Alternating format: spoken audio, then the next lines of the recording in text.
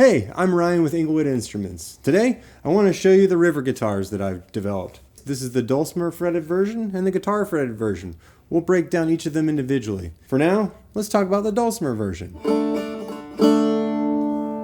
This is the river guitar Dulcimer version. You'll notice that it's fretted a little bit different than a guitar. You'll notice that it's missing some frets up there. Unlike a guitar, it's tuned to be in one key. Strung D-A-D, but you can notice that it's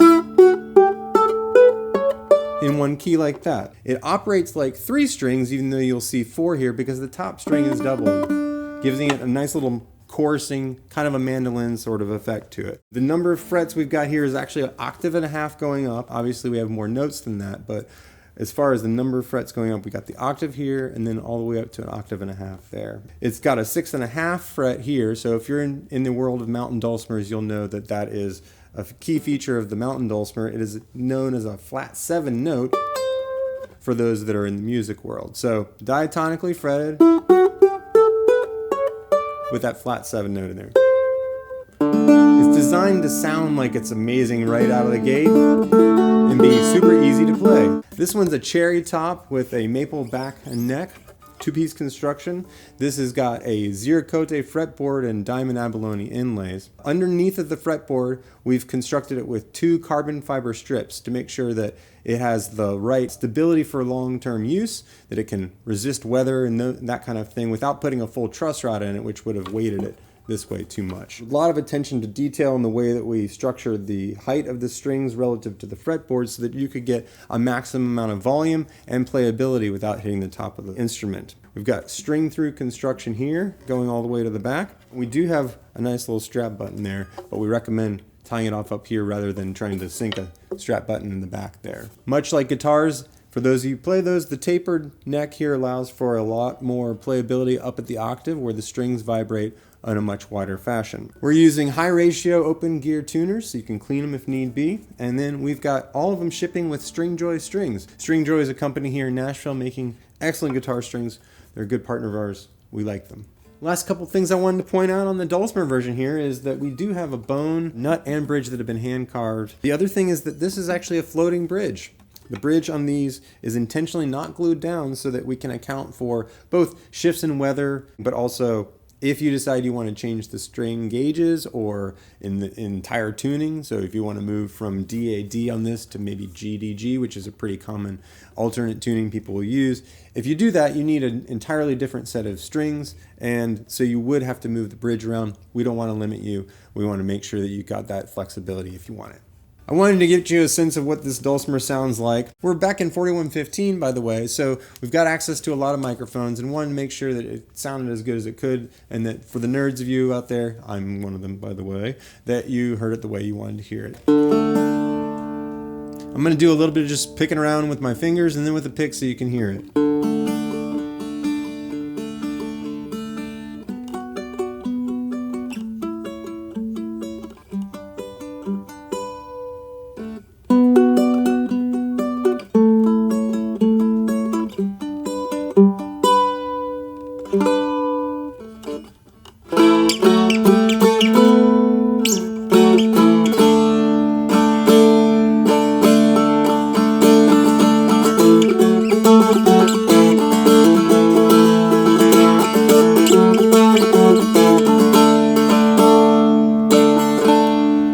What I tried to do there was show you a little bit of the dynamic range with just using my hand.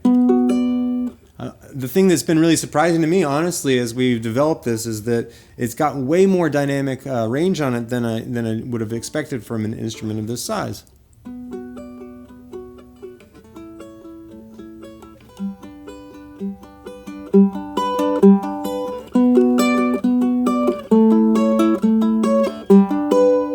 Now let me play with a pick so you can hear the difference. A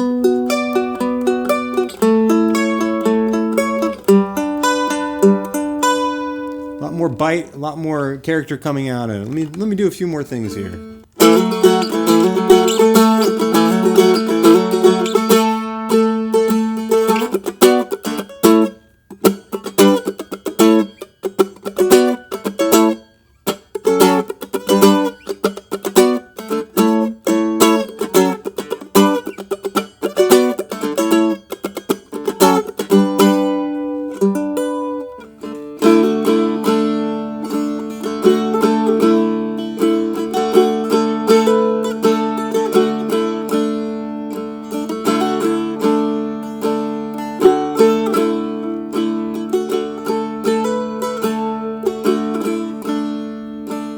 This is the deluxe version. Let me show you the player's model. So whereas this one has an ambered finish on it, here we have a more clear shellac type finish.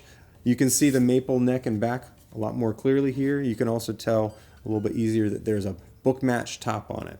This is again a cherry top, but the fretboard here we've got is a purple heart fretboard with dot pearl inlays. There's no binding like there is on the deluxe version, and you can see that we have maintained all the other aspects of the construction. Now we're going to look at the guitar version. You might be looking at this, you play guitar already, or you play ukulele, or you've even got a mountain dulcimer at home and you think, like, that's not a guitar, man. And I know, I get it. It's the same shape and style of look that we have with our Dulcimer fretted version, but you can see we got all the frets on this one, so you can get all of the notes. We're not leaving any out like we do with the Dulcimer. It's tuned like the top 3 strings of a guitar, G, B, E. So if you're familiar with guitar, a D chord is still found to be a D chord right there. Let me show you around the instrument real fast. And this particular version is the player's model. It comes with the Purple Heart fretboard. This is a cherry top and maple body and back. It looks a little bit different than some of the other ones because we've ambered the finish on this one. On the player's model, we have pearl dot inlays, whereas on the deluxe model, we do have the diamond abalone inlays. But I wanted to go ahead and run through a few sound types of tests here. I'm going to play with my fingers first, show a little bit of the dynamic range that we can get out of what is a rather small instrument, and then play with a pick.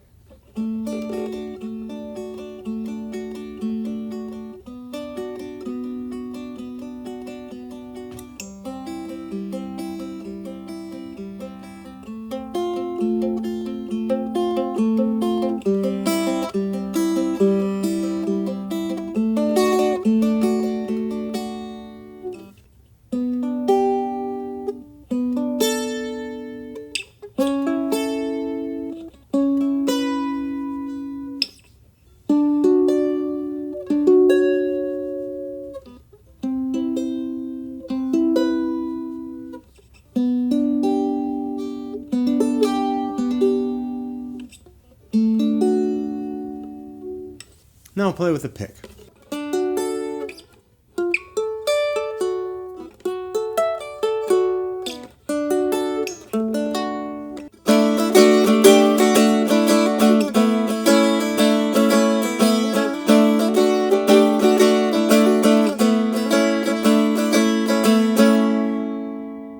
One of the things I love about this, the reason that I made it this way, is that it allows me to think differently about all that I know from guitar. So I've been playing guitar for a long time now, but this makes me have to revamp how I think about things. So instead of relying on those low strings where I think most guitar players anchor their knowledge, now I'm kind of thinking, oh, okay, where do I find E? It's there, it's there. And it helps me access the information differently than I would if I was on a standard guitar. If you've never played guitar before, this lowers that barrier of entry so you've got less complexities to take in.